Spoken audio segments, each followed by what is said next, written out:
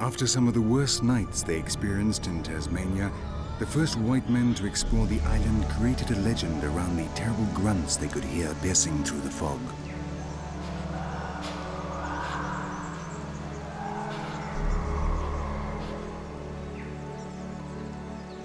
Only a devil could make those noises. The Tasmanian devil.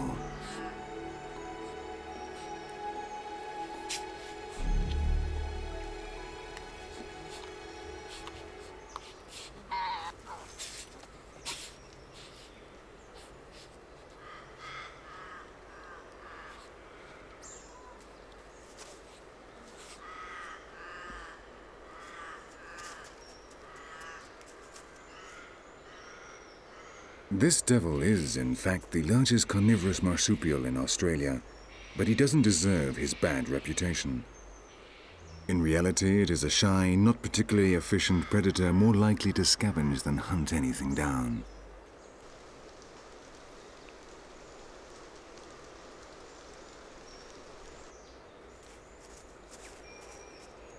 The only true diabolic thing about it is its smell, a disgusting stink which, without a doubt, helped it earn its name.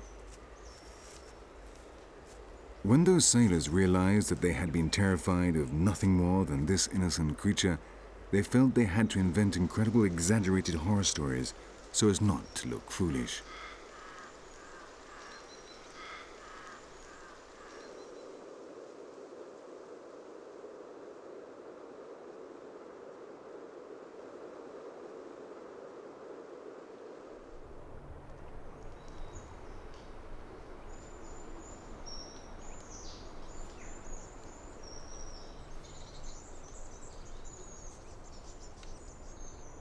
And obviously, the more the stories were retold, the bigger the devil became, a ferocious beast with sharp fangs.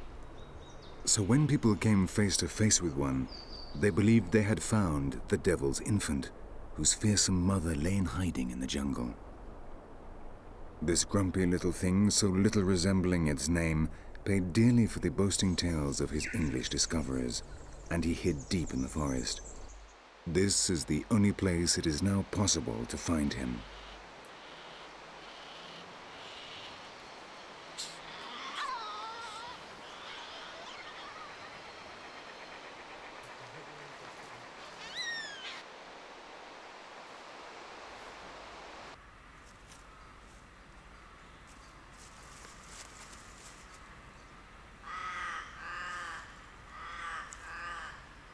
The Tasmanian devils are not very sociable creatures.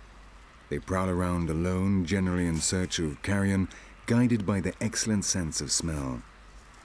They rarely kill, but when they do, their usual victims are wombats and wallabies. Compact and vigorous, their ability to adapt to eat different foods explains why they have survived reasonably well, despite the colonization of their territories, unlike what has happened to their relative, the Tasmanian tiger.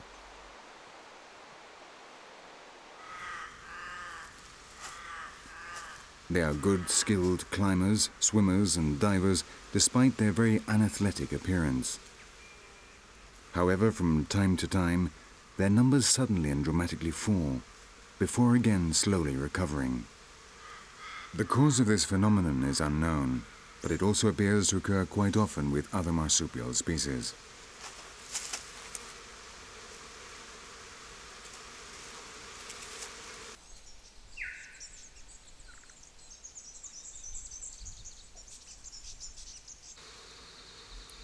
This little devil, 1 meter in length and weighing just 8 kilos, nonetheless produces gigantic sperm. The young have a very hard road ahead of them before they reach adulthood, and many of them die early on in their lives.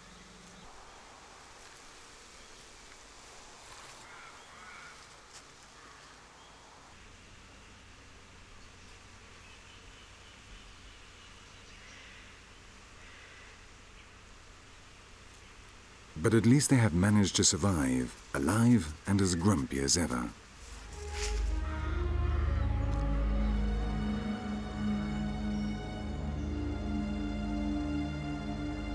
The devils disappeared from continental Australia and have only survived by seeking refuge in the forests of Tasmania. But another much bigger marsupial killer was not so lucky. The only place it can be found is in books on the zoology and the jungles of this island. The last one was hunted and killed in 1930, and since then there has been no trace of them. 52 years later, in 1982, a warden from the Tasmanian Park Service claimed to have seen one from his car in a place which has been kept secret. Many expeditions have passed by these waterfalls in their search of this animal, but with no luck. There is even an area of 650,000 hectares set aside as a reserve for them, if any have survived. A fascinating animal weighing up to 35 kilos, which due to the parallel evolution of the marsupials, came to resemble the wolves of the Northern Hemisphere, both in appearance and behavior, though the two species are not related.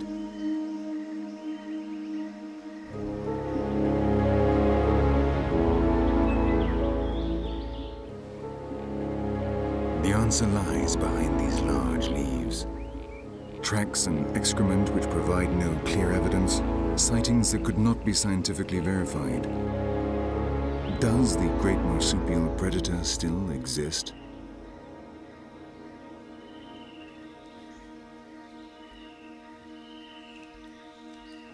We are talking of the thylacine, also known as the marsupial wolf or the Tasmanian tiger, a solitary hunter of kangaroos which stubbornly pursued its prey to exhaustion and certain death.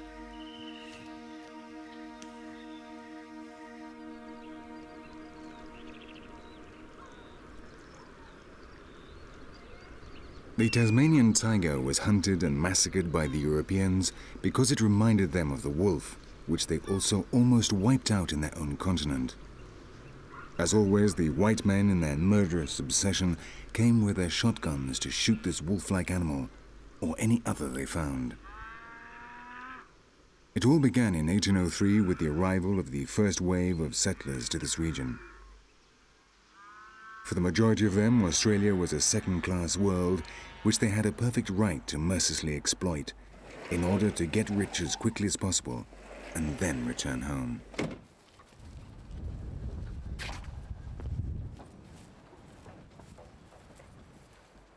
Jeff King is the third generation of those who stayed and are still here. His forefathers cut down the forests, established farms, and perhaps worst of all, brought with them their domestic animals, so different from the native species. Mammals, some of them aggressive, some of them simply not adapted to these lands. The Australian marsupials, which had evolved in isolation for over 50 million years, were helpless against this invasion of cows, sheep, pigs, horses, goats, and dogs.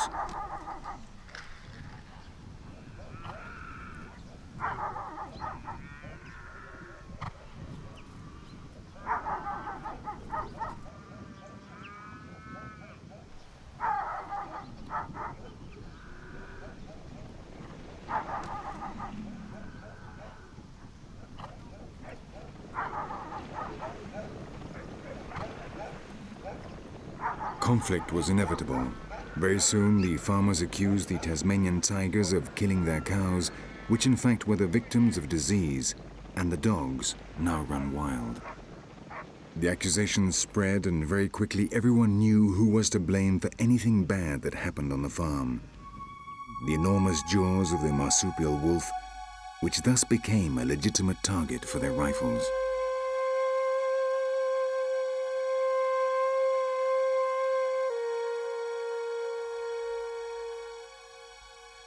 War began. The hunters killed Tasmanian tigers and had their photos taken standing over their bodies, while at their sides sat the real culprit. No one seemed to realize that a unique species was simply disappearing. A species which science had not even had a chance to study.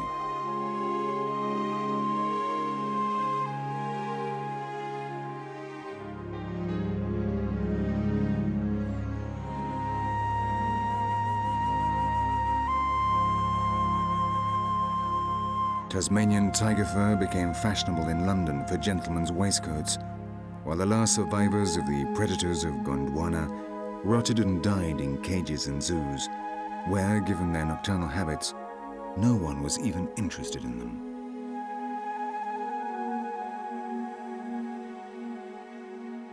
One of the many wonders of evolution was condemned without trial to extinction.